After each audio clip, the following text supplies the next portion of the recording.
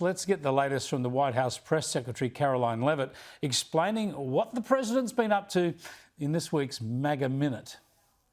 On the border, President Trump signed the Laken-Riley Act into law. We've seen nearly 95% drop in the number of U.S. Border Patrol encounters on our southern border. And our efforts have been so successful, they've caused the shuttering of migrant shelters and would-be illegal immigrants to return home before even attempting to enter our country. On the economy, DOJ has cut billions of dollars of fraud, waste, and abuse throughout the entire federal government.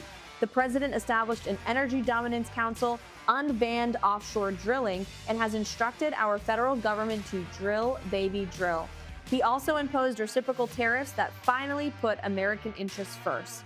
The president also created a working group to investigate politically motivated lawfare, put an end to men and women's sports, fired the Kennedy Center board, go woke, go broke, we're going to make it great again, and has essentially ended DEI throughout our federal government.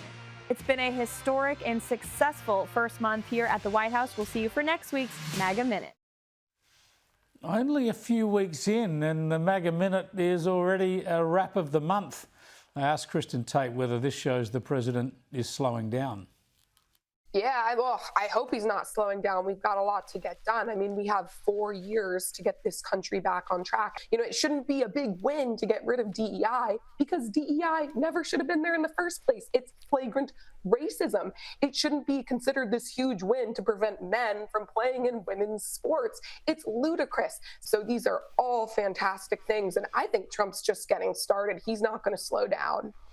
Yeah, fascinating. He needs someone with your passion in the office. I hope you're firing in those missives to them as well. Just on international affairs, Donald Trump is promising that he could deliver peace in Ukraine in coming weeks. Now, right around the world, we would welcome that. But a lot of his rhetoric is troubling. I find it worrisome as well, although we need to see where it ends up. But have a look at this when he declared that Volodymyr Zelensky was a dictator. He's pretty easy. A dictator without elections. Zelensky better move fast or he's not going to have a country left. Got to move fast because that war is going in the wrong direction. Now, it's pretty tough referring to Zelensky as a dictator when he's an elected Democratic leader. And the New York Post, we can have a look at this, showed Donald Trump what a real dictator looks like. That is Vladimir Putin, who's manipulated the Russian system for decades to remain in control. Yet in his latest foray into this area today, the president has refused to call Putin a dictator. Have a look. I don't use those words lightly. I think that we're going to see how it all works out. Let's see what happens. Yeah, this is troubling, isn't it, Kristin? Well, look, I think Trump clearly understands that Putin's no angel, but there's probably no strategic benefit right now for Trump to call Putin a dictator. Remember, Trump has been a guy who has negotiated billion-dollar deals. He literally wrote a book called The Art of the Deal. Fantastic book, by the way. He's one of the world's greatest negotiators.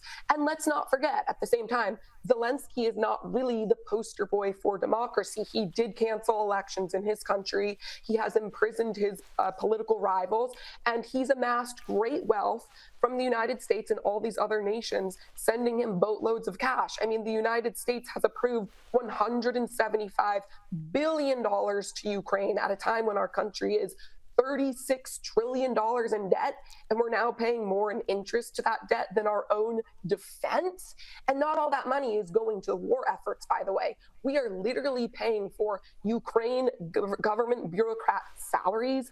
We're paying for teachers' salaries. We are paying for small businesses in Ukraine to keep them afloat. You know, our politicians were fine when our small businesses all shut down during COVID, but hey, you can't let the Ukraine businesses shut down. So I think a lot of people are getting very frustrated with Ukraine. But no, I share your thoughts. I just don't know if there's a strategic benefit to Trump going after Putin by calling him a dictator right now.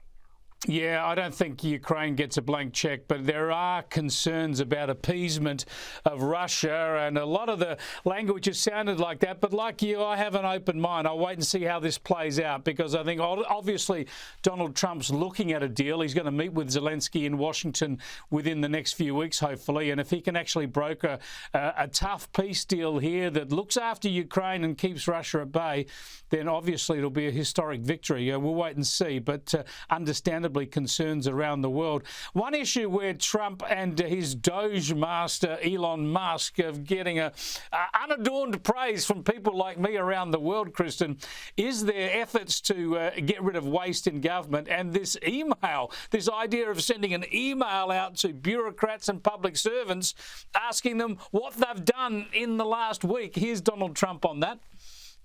We have people that don't show up to work, and nobody even knows if they work for the government. So by asking the question, tell us what you did this week, what he's doing is saying, are you actually working?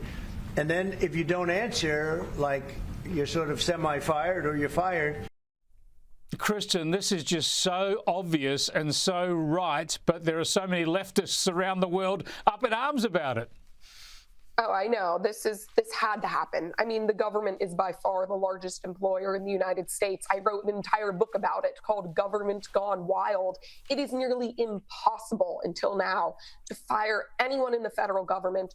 You can basically be 100% incompetent and not get fired for it.